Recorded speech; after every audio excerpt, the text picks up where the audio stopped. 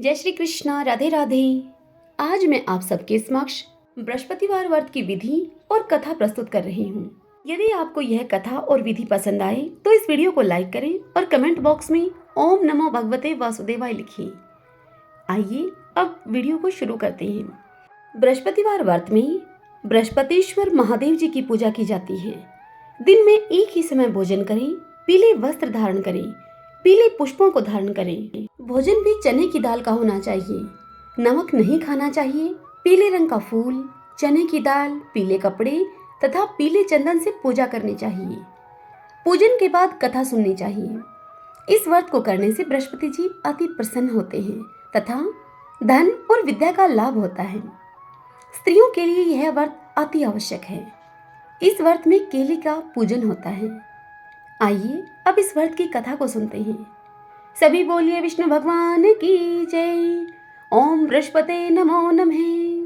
एक बार की बात है, देवराज इंद्र स्वर्ग में अपने सिंहासन पर विराजमान थे। सारे देवता, ऋषि, गंधर्व, किन्नर आदि भी उस सभा में वहां उपस्थित थे। तभी देवगुरु बृहस्पति जी वहां पर आ गए तो उनके सम्मान में सभी लोग उठकर खड़े हो गए। किंतु उस दिन देवराज इंद्र अहंकारवश न तो खड़े हुए और जैसे थे वैसे ही बैठे रहे। जैसे देवराज इंद्र पहले उनका आदर किया करते थे वैसा उनका आदर नहीं किया। देवगुरु बृहस्पति जी इसे अपना अनादर समझकर वहां से चले गए। तब देवराज इंद्र को अपने किए हुए पर बड़ा ही पछतावा हुआ। उन्हें लगा कि उन्होंने देवगुरु का अनादर कर दिया है और देवगुरु उनसे रुष्ट हो गए हैं। उन्हें अपनी भूल का अब एहसास हो गया था। देवराज ने सोचा कि देवगुरु के आशीर्वाद से ही उन्हें यह स्वर्ग का वैभव मिला है। वे अपने क्रोध से सब कुछ नष्ट कर सकते हैं। इसलिए उनसे क्षमा मांगने का विचार करके देवराज इंद्र उनके पास गए। देवगुरु बृहस्पति जी ने अपने योग बल से यह जान लिया था कि देवराज इंद्र उनसे क्षमा मांगने के लिए उनके पास आ रहे हैं, किंतु क्रोधवश उनसे भेंट न करने की इच्छा के कारण देवगुरु वहां से अंतर्ध्यान हो गए।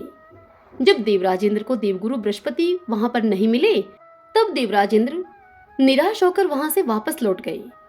यह समाचार जब दैत्यों के राजा वृषवर्मा ने सुना तो उसने दैत्य गुरु शुक्राचार्य से भेंट की और उनकी आज्ञा से इंद्रलोक पर आक्रमण कर दिया। देवगुरु की कृपा प्राप्त न होने के कारण देवता दैत्यों से अब हारने लगे। तब देवताओं ने ब्रह्मा जी को सारा वृतांत सुनाया और उनसे सहायता मांगी। वे उन्हें दैत्यों से किसी भी प्रकार बचाएं। तब ब्रह्मा जी उनसे कहने लगे कि तुमसे बड़ा अपराध हुआ है जो कि तुमने देवगुरु बृहस्पति को क्रोधित कर दिया। अगर अब तुम अपना कल्याण चाहते हो तो त्वष्टा ब्राह्मण का पुत्र विश्वरूपा, जो कि बड़ा ही तपस्वी और ज्ञानी है, तुम उसके पास जाओ, उसे अपना पुरोहित बना लो। इसी से तुम्हारा कल्याण हो सकता है। ब्रह्मा जी के ऐसे वचन सुनते ही देवराज इंद्र त्वष्टा के पास पहुंच गए और बड़े ही विनम्र भाव से त्वष्टा से इस प्रकार निवेदन किया और कहा कि आप हमारे पुरोहित बनकर हमारा कल्याण करें।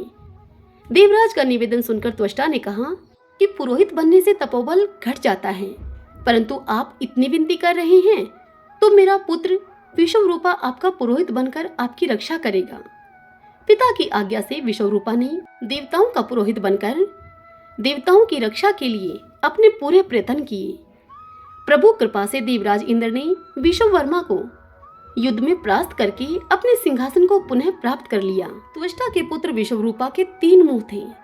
एक मुख से वह सोमपल्ली लता का रस पीते थे, दूसरे मुख से मदिरा और तीसरे मुख से अन्न आदि का भोजन किया करते थे। देवराज इंद्र ने कुछ दिनों के बाद ही विश्वरूपा से कहा, मैं आपकी सहायता से यज्ञ करना चाहता हूँ। तत्पश्चात विश्वरूपा की आज्ञा के अनुसार यज्ञ प्रारंभ कर दिया गया।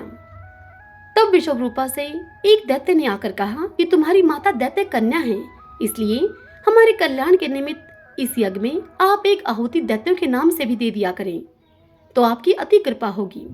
तब विश्वरूपा ने उस दैत्य की बात को मानकर यज्ञ में आहुति देते समय दैत्य का नाम धीरे से लेना शुरू कर दिया। इस कारण यज्ञ करने पर भी देवताओं के तेज में वृद्धि नहीं हुई। देवराज इंद्र को जब सारा वृतांत पता चला तो उन्होंने क्रोध में आकर विश्वरूपा के 3 सिर काट डाले। वह विश्वरूपा मदपान करने वाले मुख से भंवरा, सोमपल्ली का रस पीने वाले मुख से कबूतर और अन्न आदि खाने वाले मुख से तीतर बन गया। ब्रह्म हत्या के प्रभाव से इंद्र का स्वरूप ही बदल गया। देवताओं ने पूरे 1 वर्ष तक पश्चाताप किया, परंतु फिर भी ब्रह्म हत्या के पाप के प्रभाव से वह छूटने न पाए। तब सभी देवताओं ने ब्रह्मा जी से प्रार्थना की कि वह देवगुरु बृहस्पति जी को साथ में लेकर उनकी सहायता करें। तब ब्रह्म हत्या के पाप के 4 भाग किए गए। उसमें से 1 भाग पृथ्वी को दिया। इसी कारण से धरती कहीं ऊंची नीची तो कहीं बंजर होती है। ब्रह्मा जी ने इसी के साथ धरती को यह वरदान भी दिया कि जहां भी तुम्हारे अंदर गड्ढा होगा वो स्वयं अपने आप ही भर जाएगा। दूसरा भाग वृक्षों को दिया। इसके कारण वृक्षों में यह श्राप गोंद बनकर निकलता है और गूगल के अतिरिक्त सब गोंद अशुद्ध माने जाते हैं। ब्रह्मा जी ने वृक्षों को यह वरदान भी दिया कि ऊपर से सूखने पर भी जड़ फिर से फूट जाती है। तीसरा भाग स्त्रियों को दिया, जिसके कारण स्त्रियां हर महीने रजस्वला होती हैं। प्रथम दिन स्त्रियां चंडालिनी, दूसरे दिन ब्रह्मघातिनी और तीसरे दिन वे धोबिन के समान रहकर चौथे दिन शुद्ध होती हैं। ब्रह्मा जी ने स्त्रियों को संतान प्राप्ति का वरदान भी दिया।